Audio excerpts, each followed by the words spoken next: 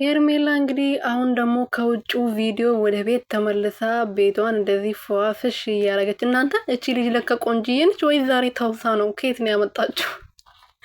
ወይኔ እናቴ ድረሺ። ምንድነው ግን ይሄን የመሰለ ውበት ይዘሽ ማለት ነው? የምር ሁሉም ሰው ለራሱ ቆንጆ ነው በነገራችን ላይ እና ለራሷ ቆንጅዬ ነች፣ በራሷ ቆንጆ ነች እና ይሄን የመሰለ ውበት ይዘሽ ለምንድነው የሰው ባል ላይ የተለጠፍሽው? አንቺም እኮ የራስሽን የሚወድሽ የሚያፈቅርሽ የሚያከብርሽ አፍቅሬሽ አለው ብሎ ወደ አንቺ የሚመጣ ባል ይኖራል። እርግጠኛ ነኝ አንቺ ነሽ እንጂ መተሽ የሩትዬን ባል ለመቀማት ሙከራ እያደረግሽው ማለት ነው። ሰላም ሰላም፣ እኔ ውዶች እንዴት ቆያችሁልኝ? እኔ ያለው እግዚአብሔር ይመስገን። ሄርሜላ እንግዲህ አሁንም ደግሞ ቤቷ ውስጥ እንዲህ ቀጤማውን እየነሰነሰች ቤቷን አሳምራ በዓል አስመስላ በድጋሚ መታለች ማለት ነው። ያልመጡበት ቦታ የለም፣ ግን ይሄ ቪዲዮ ስለተመቸኝ ነው። ከእህቷ ጋር እንግዲህ እንደዚህ በዓሉን እያከበሩ ነው።